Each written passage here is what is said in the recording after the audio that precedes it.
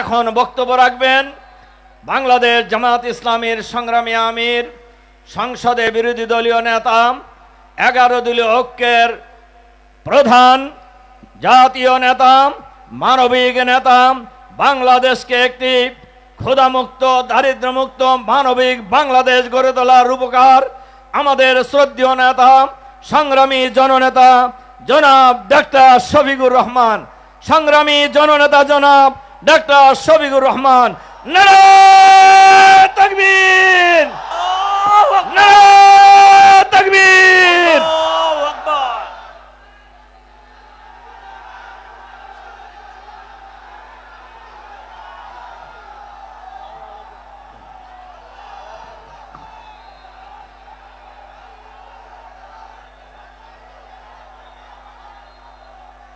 আলহামদুলিল্লাহ রব্বিল আলামিন, আলহামদুলিল্লাহ রব্বিল আলামিন, ওয়াসসালাতু ওয়াসসালামু আলা রাসূলিহিল কারীম ওয়া আলা আলিহি ওয়া সাহবিহি ওয়া আহলি বাইতি আজমাইন। গণভোটের রায় বাস্তবায়ন এবং জনদুর্ভোগ লাঘবের দাবিতে আয়োজিত রাজশাহী বিভাগীয় 11 দলীয় ঐক্যের এই সমাবেশের সম্মানিত সভাপতি, সভা মঞ্চে উপস্থিত 11 দলীয় ঐক্যের জাতীয় শীর্ষ নেতৃবৃন্দ, আঞ্চলিক নেতৃবৃন্দ, আমার সামনে উপস্থিত প্রিয় রাজশাহীবাসী, সাংবাদিক বন্ধুগণ, আসসালামু আলাইকুম ওয়া রাহমাতুল্লাহ। আল্লাহ তাবারক ওয়া তাআলার শুকরিয়া আদায় করছি যে আল্লাহ রাব্বুল আলামিন অসংখ্য মানুষের ত্যাগ এবং কোরবানির মধ্য দিয়ে আমাদের বুকের উপর থেকে ফ্যাসিবাদী শাসনকে আল্লাহ তাআলা খতম করে দিয়েছেন। সম্মানিত বন্ধুগণ, আজ যাদের ত্যাগের কারণে বাংলাদেশে একটি সংসদ নির্বাচন এবং গণভোট অনুষ্ঠিত হয়েছে, আজ যাদের ত্যাগের কারণে একটি সংসদ এবং সরকার গঠিত হয়েছে, আজ যাদের ত্যাগ এবং কুরবানির কারণে অনেকেই জেল থেকে মুক্তি পেয়েছেন, আজ যাদের কুরবানির কারণে অনেকের কপালে দেশি বিদেশি চিকিৎসা সেবা জুটেছে, আজ যাদের কুরবানির কারণে অনেকে প্রধানমন্ত্রী, মন্ত্রী, বিরোধী দলীয় নেতা হতে পেরেছেন, তাদের আত্মা আমাদের দিকে চেয়ে আছে।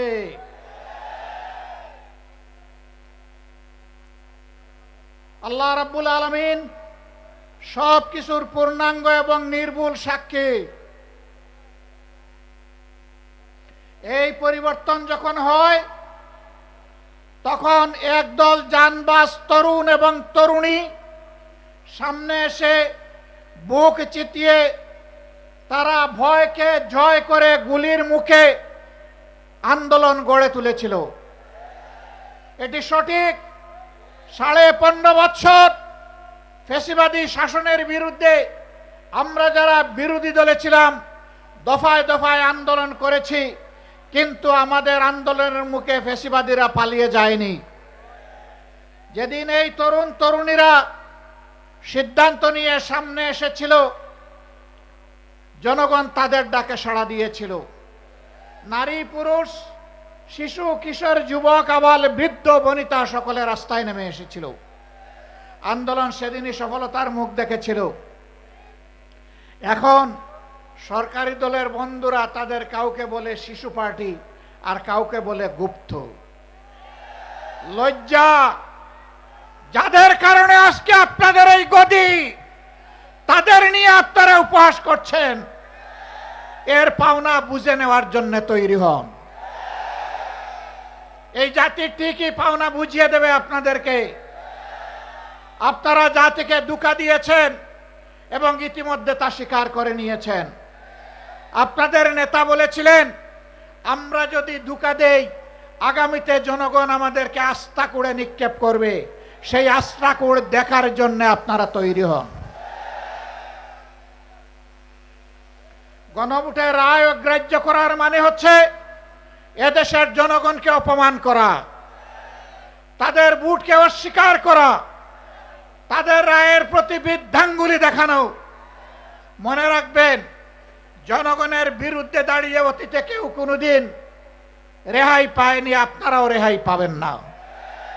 সময় থাকতে অনুরোধ করি, এখনো সৎ পথে ফিরে আসুন, জাতির সাথে গাদ্দারি বেইমানি করবেন না।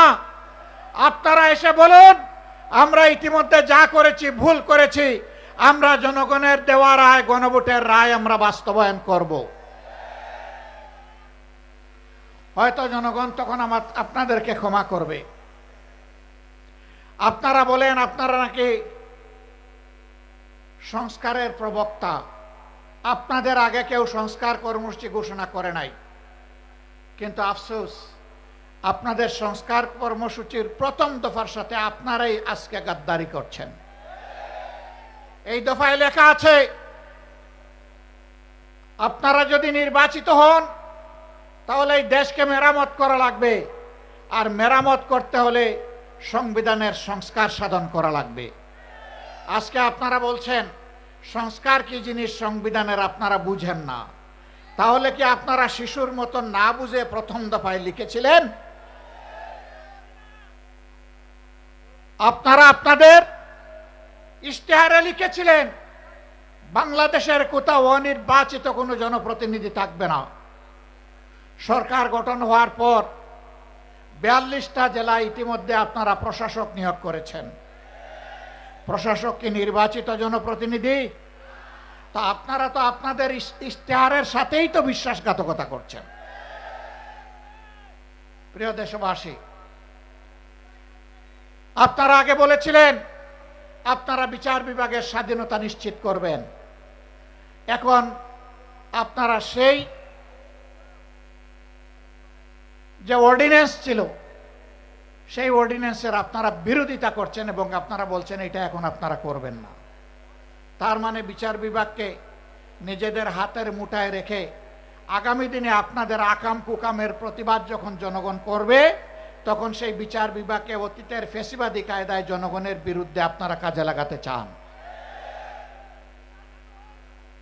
আমরা চেয়েছিলাম ফ্যাসিবাদীরা যেমন করে গুম এবং খুনের সংস্কৃতি চালু করেছিল, সেই গুম সংস্কৃতিকে নির্মূল করার জন্য একটা স্বাধীন গুম কমিশন গঠন হোক। আপনারা তার বিরোধিতা করছেন। আপনারা স্বাধীন মানবাধিকার কমিশন আপনারা মানছেন না।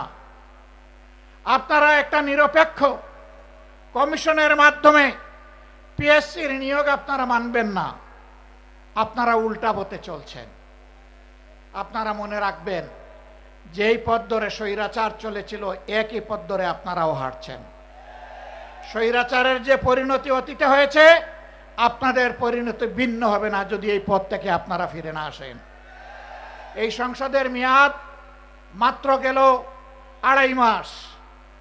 আমরা চাইনি, এখনই আপনাদেরকে শক্ত করে ধরতে আমরা সুযোগ দিতে চেয়েছি যে আপনারা আপনাদের ভুলকে সংশোধন করুন।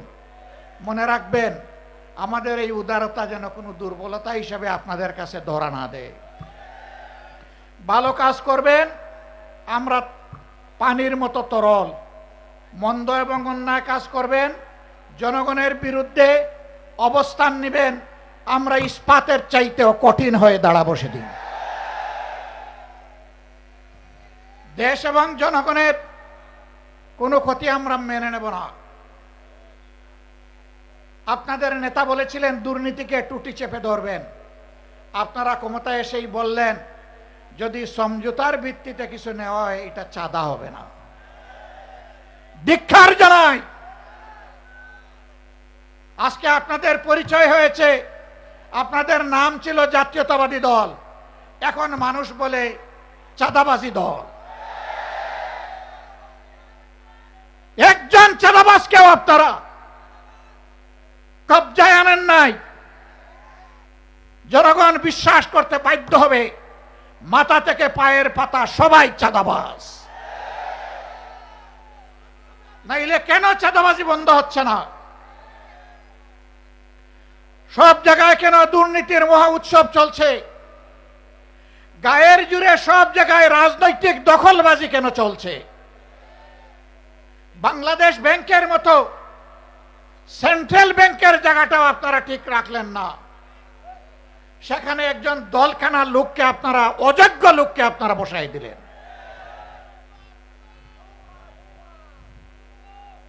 বিভিন্ন পাবলিক বিশ্ববিদ্যালয়, একদিকে গিয়ে আপনারা বলবেন অতীতে রাজনৈতিক বিবেচনায় নিয়োগ দেওয়ার কারণে পাবলিক বিশ্ববিদ্যালয়গুলা মান রক্ষা করতে পারে নাই, বিশ্বমানে আসতে পারে নাই।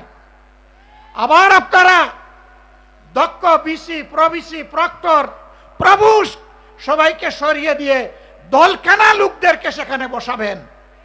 জাতির সাথে এটি হচ্ছে প্রহসন। এই অবস্থা যদি অব্যাহত থাকে, প্রশাসনে যদি নিবেদিত প্রাণ দেশপ্রেমিক দক্ষ যোগ্য মানুষদেরকে তালপট্টিতে খাল বিলে পাঠিয়ে দলখানাদেরকে যদি অযোগ্য জায়গায় বসানো হয়, মনে রাখবেন এর খেসারত শুধু জাতি দিবে না, এর আগে আপনাদেরকে দিতে হবে। আমরা প্রত্যেকটি বিষয়ে কথা বলবো, আমরা কাউকে ছেড়ে কথা বলবো না। সংসদে লড়াই করব যাতে জাতির দাবিগুলো শান্তিপূর্ণভাবে আদায় হয়। যেখানে স্পিকারের অনুমতি নিয়ে কথা বলা লাগে, কিন্তু সেখানে যদি কথা বলতে দেওয়া না হয়, অথবা আমরা যদি জাতীয় সমস্যার সমাধান সেখানে খুঁজে না পাই, তাহলে আমরা ওখানে চলে আসব যেখানে কথা বলার জন্য স্পিকারের কোনো অনুমতি লাগবে না। আমরা তখন জনগণের পার্লামেন্টে চলে আসব। সম্মানিত ভাইয়েরা, আমি আপনাদেরকে অনুরোধ করব, এই দেশ কোনো দলের নয়, গোষ্ঠীর নয়, পরিবারের নয়। এই দেশ 20 কোটি মানুষের। আমাদের সকলকে এক একজন সাচ্চা পাহারাদার হয়ে দাঁড়াতে হবে। অন্যায়ের বিরুদ্ধে এক একজন যোদ্ধার ভূমিকায় অবতীর্ণ হতে হবে। অন্যায় ও সত্যের বিরুদ্ধে লড়াইয়ে অবতীর্ণ হতে হবে। কেউ আমার অধিকার দয়া করে আমার পকেটে এনে দেবে না। লড়াই করে অধিকার আদায় করব ইনশাআল্লাহ। কাউকে ছাড় দিয়ে কথা বলা হবে না। আমাদেরকে মাঝে মাঝে চোখ রাঙানো হয়। কেউ কেউ বলেন যে যদি আপনারা এই করেন ওই করেন তাইলে আগামীতে এ হবে ওই হবে। বন্ধু, ভয় দেখাবেন না। যাদের নেতারা হাসতে হাসতে ফাঁসির তক্তার উপর দাঁড়াতে পারে, তাদেরকে কোনো কিছুর ভয় দেখাবেন না। আমাদের নেতৃবৃন্দ রাস্তা রচনা করে গিয়েছেন, জনগণের মুক্তির রাস্তা। এই রাস্তা ধরে আমরা চলতেই থাকব। পার্শ্ববর্তী দেশ আমাদের প্রতিবেশী, প্রতিবেশীকে সম্মান করি। আমরা চাই আপনারা শান্তিতে থাকুন।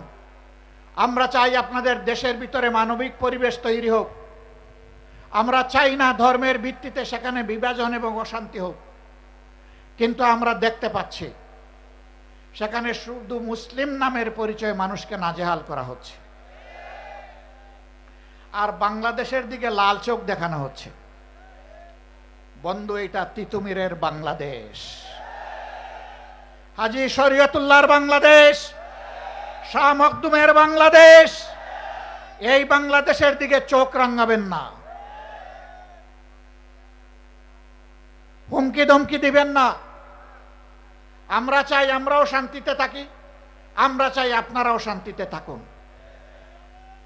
আমাদের শান্তি নিয়ে টান দিলে কারো শান্তিই থাকবে না। আমরা বিশ্ব সম্প্রদায়ের প্রতি আহ্বান জানাবো, এখন সেখানে যে মানবিক বিপর্যয় চলছে, আমরা এই ব্যাপারে আপনাদের বক্তব্য জানতে চাই, আপনাদের পদক্ষেপ দেখতে চাই। এই বিপর্যয় বন্ধ হোক। আমরা বাংলাদেশে কোনো সাম্প্রদায়িক অশান্তি সৃষ্টি করতে কাউকে দেব না। এই দেশ মুসলমান, হিন্দু, বৌদ্ধ, খ্রিস্টান সকলের। এদেশে যারাই জন্মগ্রহণ করবে তারা সমান মর্যাদার ভিত্তিতে নাগরিক অধিকার ভোগ করবে। এটাই বাংলাদেশের ঐতিহ্য। আমরা যে কোনো মূল্যে এই ঐতিহ্য রক্ষা করব ইনশাআল্লাহ। আমাদের ঐতিহ্যের দিকে কেউ যেন কালো হাত এবং নখর না বাড়ায়। যদি বাড়ায় তাহলে 20 কোটি মানুষের 40 কোটি হাত তা রুখে দেবে ইনশাআল্লাহ। সম্মানিত ভাইয়েরা, এখন দেশের অতীতের যে সমস্ত ক্ষতি হয়েছে, অর্থনীতি বিধ্বস্ত হয়ে কর্পোরেশন লুটপাট করে শেষ করে দেওয়া হয়েছে, আমাদের যুবকরা বেকার, দিন দিন বেকারের মিছিল বেড়ে যাচ্ছে, এগুলার সমাধান কিভাবে হবে তাই নিয়ে চর্চা হবে সংসদে। আশ্চর্যের ব্যাপার, এখন চর্চা হয় 55 বছর আগে কে কি ছিল না ছিল বাহাদুরি দেখানোর। যার যে ভূমিকা ছিল আমরা তার জন্য স্যালিউট জানাই।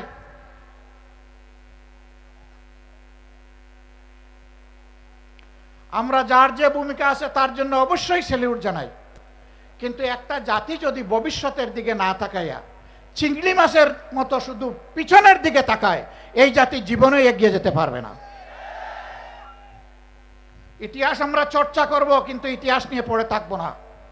ইতিহাস চর্চা করব ইতিহাস থেকে শিক্ষা নেওয়ার জন্যে। ইতিহাসের সাথে বেইমানি করলে একটা জাতিকে কতটা মূল্য দিতে হয় তা জানার জন্য। আমাদের অনেক সমস্যা। বাংলাদেশের 4 ভাগের 1 ভাগ পদ্মা এবং তিস্তার কারণে এখন প্রায় মরুভূমি হয়ে গিয়েছে। আওয়ামী লীগের প্রথম সরকার ক্ষমতায় আসার পর পরীক্ষামূলকভাবে 15 দিনের জন্য ফারাক্কা বাঁধ এটা বাস্তবায়নের সুযোগ দিয়েছিল, এর কার্যক্রম চালানোর সুযোগ দিয়েছিল। 55 বছরেও 15 দিন শেষ হয় নাই। ইতিমধ্যে পদ্মা শুকনা মৌসুমে মরুভূমি, আর বর্ষার মৌসুমে এটা দুর্ভোগের কারণ। এখন এই মৌসুমে কৃষকের পানির প্রয়োজন, সাধারণ মানুষের পানীয় জল দরকার, এখন পানি নাই। সরকারকে আমরা সাধুবাদ জানাই, ইতিমধ্যে পদ্মা ব্যারেজের ঘোষণা দিয়েছেন, কিন্তু এটা যেন শুধু লোক দেখানো ঘোষণা না হয়, এই ঘোষণা যেন বাস্তবে রূপ নেয়। তার পাশাপাশি আমরা আরো দৃঢ়ভাবে বলবো, তিস্তা সহ ওই 3টা নদীর পাড়ের মানুষের, 2.5 কোটি মানুষের দুঃখ দুর্দশা দূর করার জন্য তিস্তা মহাপরিকল্পনা অবশ্যই বাস্তবায়ন করতে হবে। আমি কালকেও বলেছি, বিএনপির নেতা, বর্তমান একজন মন্ত্রী, ওই অঞ্চলে বাড়ি, তিনি নির্বাচনের আগে তারেক রহমান সাহেব সহ সবাইকে নিয়ে তিনি তিস্তা পারে বিশাল আয়োজনে মিটিং এবং মিছিল করেছেন। সারা বাংলাদেশ থেকে দলে দলে সাংবাদিক বন্ধুরা সেখানে গিয়েছেন অথবা তাদেরকে নিয়ে যাওয়া হয়েছে। নির্বাচনী আমেজ তৈরি করার জন্য যদি এটা হয়ে থাকে, তাহলে মনে রাখবেন যে স্লোগান দিয়েছিলেন জাগো বাহে, বাহরাজ কিন্তু এখন জেগে আছে, এখন দুইটি চোখ দিয়ে তাকিয়ে আছে। সেদিন যে বক্তব্য দিয়েছিলেন তা বাস্তবায়ন করেন কিনা। আমরা স্পষ্টভাবে বলতে চাই, কারো রক্ত চক্কর দিকে না তাকিয়ে তিস্তা মহাপরিকল্পনা অবশ্যই বাস্তবায়ন করতে হবে। পদ্মায় পানি আনতে হবে। পদ্মার পানি আমাদের ন্যায্য পাওনা, তিস্তার পানি আমাদের ন্যায্য পাওনা। সারা বাংলাদেশে যে 154টা অভিন্ন নদী আছে, সবগুলোই আজকে মৃতপ্রায় হয়ে গিয়েছে। একজন বক্তা এখানে বলে গিয়েছেন যে আপনি খাল কেটে মানুষকে পানি দিতে চান, খালের পানির উৎস হচ্ছে নদী। নদী যদি ঠিক মতো না চলে তাইলে খালের পানি আসবে কোত্থেকে? আগে নদীর দিকে নজর দেন, সাথে সাথে খালের দিকেও নজর দেন, তখন জনগণ উপকৃত হবে। আর খাল কাটা কর্মসূচি যদি জনগণের মানসিক প্রশান্তির জন্য করে থাকেন, তাহলে এটা বুমেরাং হয়ে দেখা দেবে। আমরা চাই নদীও তার নাব্যতা ফিরে পাক, যৌবন ফিরে পাক, আর খাল কাটা কর্মসূচিও বাস্তবে রূপ দেখুক। আমরা কোনো উন্নয়ন এবং আমরা কোনো ভালো কাজের বিরোধী না, আমরা এর পক্ষে। সম্মানিত বন্ধুগণ, সরকার ইতিমধ্যে যে অপকর্মগুলো করেছে, জাতির সাথে যে ধোঁকা দিয়েছে, যেই 16টা অধ্যাদেশ বাস্তবায়ন না হলে বাংলাদেশে সুশাসন নিশ্চিত করা অসম্ভব, সেইগুলা তারা ফেলে দিয়েছে। এইগুলা যদি তারা বাস্তবায়ন না করে, আমি কথা দিয়ে যাচ্ছি, আমাদের আন্দোলন চলবে সংসদে, একই সাথে চলবে রাজপথে ইনশাআল্লাহ। এবং আমি আস্থার সাথে বলছি, গণভোটের রায়ও বাংলাদেশে ইনশাআল্লাহ বাস্তবায়ন হবে, বাস্তবায়ন করতে বাধ্য করা হবে ইনশাআল্লাহ। গণভোটের রায় যদি বাস্তবায়ন হয় তাহলে দেশে সুশাসনের পথ সুগম হবে, না হয় অতীতের চাইতে ভয়াবহ স্বৈরশাসন জাতির গাড়ি চেপে বসবে। আমি শেষমেশ আপনাদেরকে আহ্বান জানাতে চাই, আসুন দুর্নীতিবাজ আর চাঁদাবাজ এদের বিরুদ্ধে আমরা সামাজিক ঐক্য গড়ে তুলি, আমরা মানুষকে সচেতন করি, গণপ্রতিরোধ গড়ে তুলি। চাঁদাবাজরা আসলে তাদের প্রতি উত্তম মেহমানদারির ব্যবস্থা করি, তারপরে প্রশাসনের হাতে তুলে দেই। যদি আমরা তা পারি তাহলে সরকার লাগবে না, জনগণের শাসনে বাংলাদেশ ঠিক হয়ে যাবে ইনশাআল্লাহ। সরকার এটা করবে না আমরা বুঝতে পারছি, কারণ শস্যা দিয়ে ভূত তাড়াবে কিভাবে? ওই শস্যার ভিতরেই ভূত, দানায় দানায় ভূত, ঘাটে ঘাটে ভূত, জনে জনে ভূত, মাথা থেকে পায়ের পাতা পর্যন্ত ভূত। এই ভূত তাড়ানোর জন্য আমাদেরকে ঐক্যবদ্ধ হতে হবে। আসুন দেশের জন্য, জাতির জন্য, আল্লাহর জন্য, আল্লাহর দিনের জন্য লড়ে যাই যেভাবে তারা লড়ে গিয়ে জীবন দিয়ে গেছে। আসুন আমাদের শপথ হোক, জান দিব কিন্তু দেশের মান দিব না ইনশাআল্লাহ। আল্লাহ আমাদেরকে হেফাজত করুন, রক্ষা করুন। আজকের এই জনসভা সফল করার জন্য 11 দলের পক্ষ থেকে আমিও আপনাদের সকলকে আন্তরিক কৃতজ্ঞতা জানাচ্ছি, ধন্যবাদ জ্ঞাপন করছি। আজকে আমাদের সহকর্মীরা এখানে নেতৃবৃন্দ যে বক্তব্য দিয়েছেন সেই বক্তব্যগুলো বুকে ধারণ করে আসুন এই সমাজ বদলে দেওয়ার জন্য আমরা এগিয়ে যাই। আল্লাহ হাফিজ। বাংলাদেশ জিন্দাবাদ, 11 দলীয় ঐক্য জিন্দাবাদ, বাংলাদেশ জামাতে ইসলামী জিন্দাবাদ। আসসালামু আলাইকুম ওয়া রাহমাতুল্লাহ। নারে তাকবীর, নারে তাকবীর, ইনকিলাব ইনকিলাব, জিন্দাবাদ জিন্দাবাদ।